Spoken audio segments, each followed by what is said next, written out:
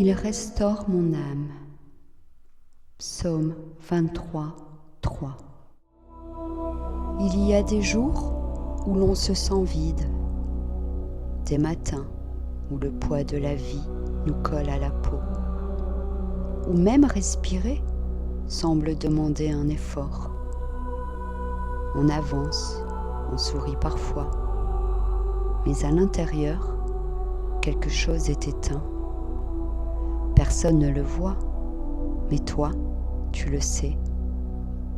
Tu sens ce vide dans ta poitrine, cette fatigue dans ton âme.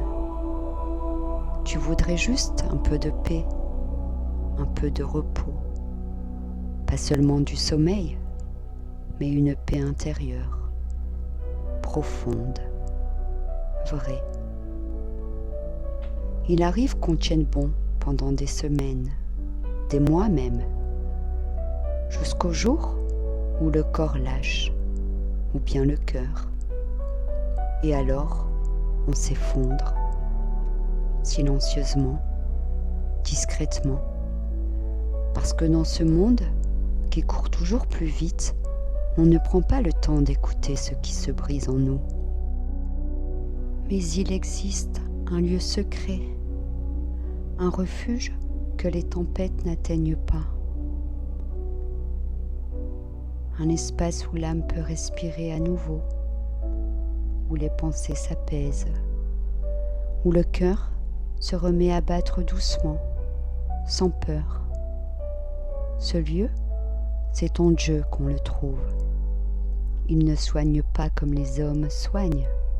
Il ne pense pas seulement les blessures visibles. Il va jusqu'au fond du cœur, là où même toi, tu n'oses pas descendre, là où les souvenirs douloureux se sont enfuis, là où les angoisses ont creusé leur sillon. Dieu voit ce que personne ne voit. Il connaît tes nuits sans sommeil, tes pensées que tu n'oses pas dire, tes colères rentrées, tes peurs que tu caches derrière un sourire.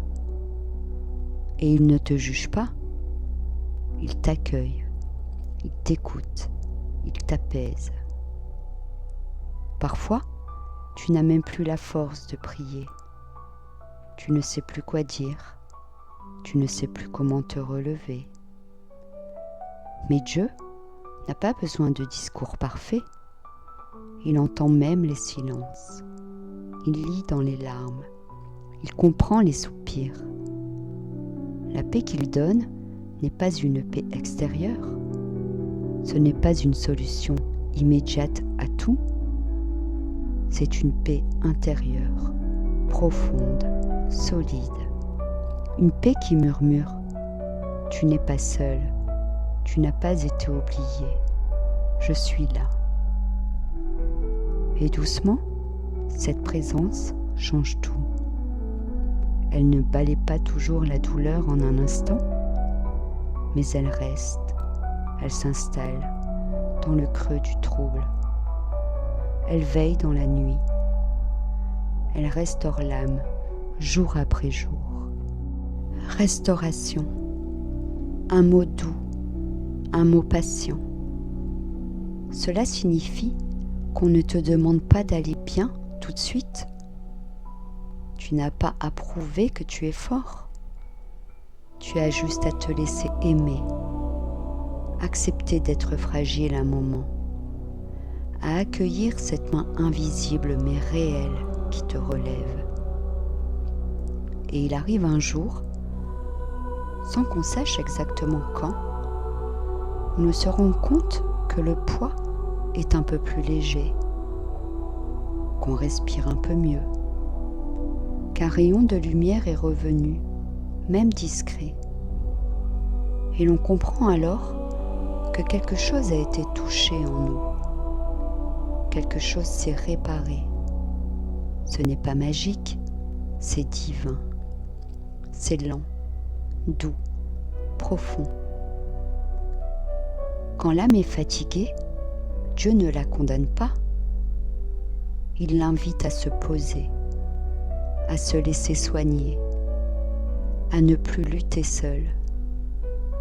Et si tu es dans cette fatigue en ce moment, si ton esprit est traversé de tourments, de bruit, d'inquiétude, alors fais une pause, ferme les yeux, respire et rappelle-toi cette vérité.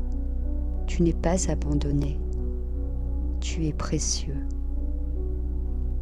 Et il y a, dans les mains de Dieu, assez de tendresse pour te restaurer, pour reconstruire ce que tu croyais perdu, et pour faire renaître la paix là où ne restait que le tumulte. Dieu restaure ton âme, pas comme on remet une couche de peinture sur une façade fissurée, mais comme un artisan soigne une œuvre unique, en prenant son temps, en respectant la beauté cachée, en y mettant tout son amour. Tu es cette œuvre, et même si tu ne le ressens pas encore, la restauration a déjà commencé. Avant de terminer, je voudrais laisser sur ton cœur une bénédiction. Reçois ces mots comme une promesse de paix. Que la paix de Dieu remplisse ton esprit, que sa lumière éclaire tes pensées, et que son amour, plus fort que toutes les fatigues, renouvelle ton âme jour après jour.